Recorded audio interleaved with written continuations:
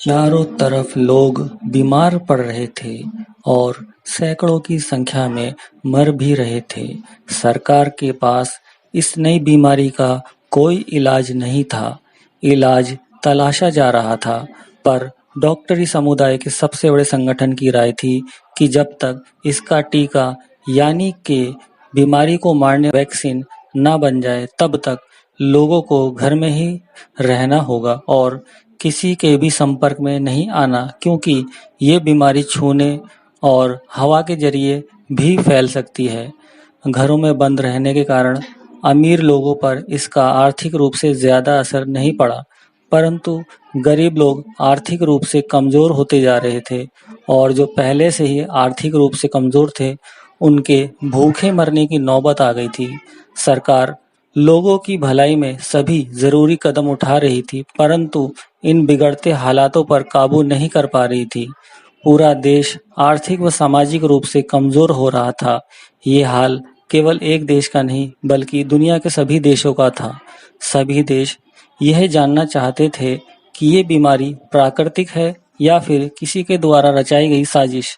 सभी देशों ने अपने गुप्तचर विभागों को तहकीकात करने में लगा दिया, तो पता चला कि ये बीमारी एक देश से फैली है, परंतु यह साफ नहीं हुआ कि बीमारी फैलाने में उस देश का हाथ है, क्योंकि वह देश भी इस बीमारी से जूझ रहा था।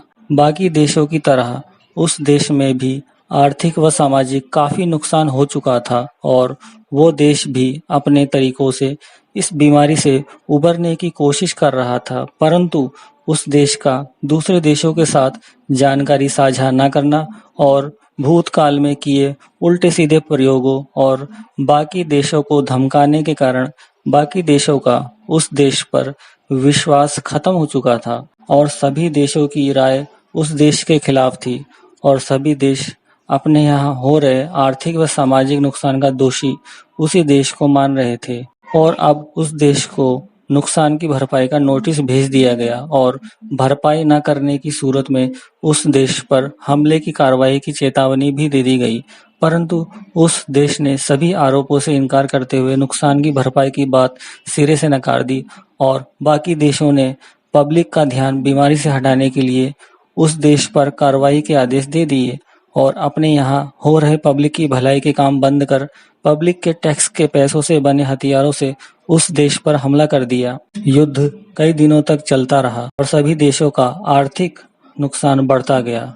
युद्ध को समाप्त होने में अभी कुछ दिन और लगने थे। इस पर सभी देशों ने युद्ध जल्दी समाप्त करने की जल्दबाजी में अपने सबसे बड़े हथियारों का मुंह उस देश की तरफ कर दिया और उस देश पर वो हथियार चला दिए।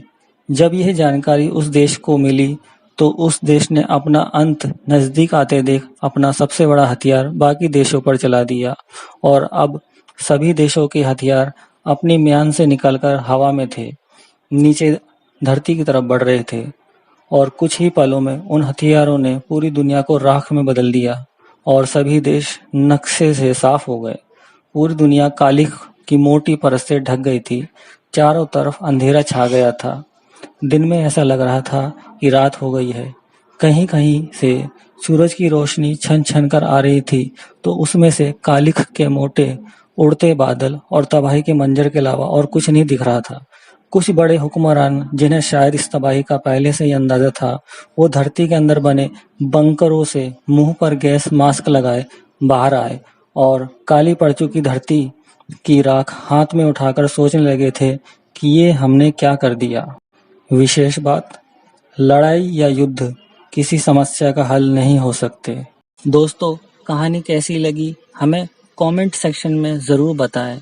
कहानी सुनने के लिए आपका धन्यवाद।